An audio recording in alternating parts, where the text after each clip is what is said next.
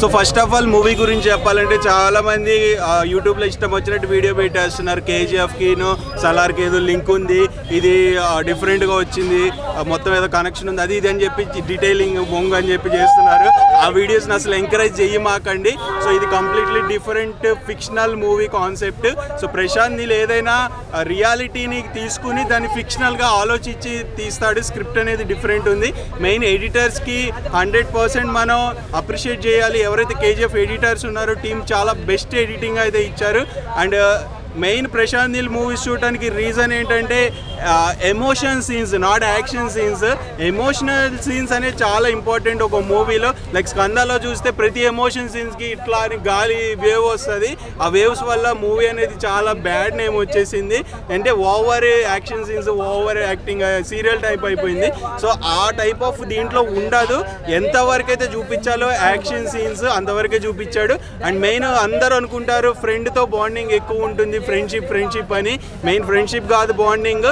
Hero వచ్చిన పర్పసే వేరు, కాన్సారాలోకి entry అయిన కాన్సెప్టే వేరు. పైకి అయితే అది ఫస్ట్ హాఫ్లో అంటే ఈ పార్ట్లో చూపించలేదు, నెక్స్ట్ పార్ట్లో చూపించవచ్చు ఏంటి కంక్లూజన్ అనేది. సో ఈ పార్ట్లో అయితే హీరో వచ్చింది మెయిన్ ఫ్రెండ్ కోసం అన్నట్టే మనకి ఆడియన్స్ కనిపిస్తుంది, కానీ ఫ్రెండ్ కోసం కాదు. అక్కడికి వచ్చిన తర్వాత అక్కడ సిచ్యువేషన్స్ చూసి, ఆడపిల్లల మీద జరిగే అన్యాయాలు చూసి హీరో ఎలా రియాక్ట్ అయ్యాడనేది మెయిన్ ఇంపార్టెంట్ ఆస్పెక్ట్. అదే ఆడియన్స్కి కనెక్ట్ అవుద్ది. అక్కడ వచ్చే ఎమోషనల్ సాంగ్స్ కూడా అంటే ప్రతి ఒక్కళ్ళకి గూస్ బంప్స్ తెప్పించే రేంజ్లో ఉంటాయి. మెయిన్ ఆ విజువల్స్ కోసం అయితే మూవీకి నేను 100% మంచి రేటింగ్ ఇస్తాను. బికాజ్ ఎమోషనల్ సీన్స్కే ఈ రోజుల్లో ఆడియన్స్ కనెక్ట్ అవుతున్నారు. ఆ ఎమోషన్ సీన్స్ని ప్రాపర్గా ప్రశాంత్ నీల్ 100% ఫుల్ఫిల్ చేశాడనే చెప్పొచ్చు.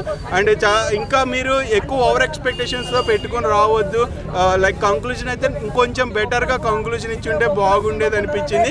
అండ్ ఎలివేషన్ సీన్స్ ప్రభాస్ని ఆడియన్స్ అంటే ఫ్యాన్స్ ఎలా ఎక్స్పెక్ట్ చేశారు, ఇలా కావాలి అలా కావాలని, ఆ ఎక్స్పెక్టేషన్స్ అయితే 100% ప్రశాంత్ నీల్ ఫుల్ఫిల్ చేశాడు. బెటర్ అవుట్పుట్ అయితే వచ్చింది. సో పక్కా ఒక్కసారి అయితే వాచ్ చేయొచ్చు. 2-3 టైమ్స్ అంటే అది డై హార్ట్స్ ఫ్యాన్స్ తప్ప వాచ్ చేయలేరు. నేనైతే 5కి 3 రేటింగ్ అయితే ఇస్తాను పక్కా. సో మూవీ ఎంజాయ్ చేయండి, థియేటర్స్లోనే ఎంజాయ్ చేయండి.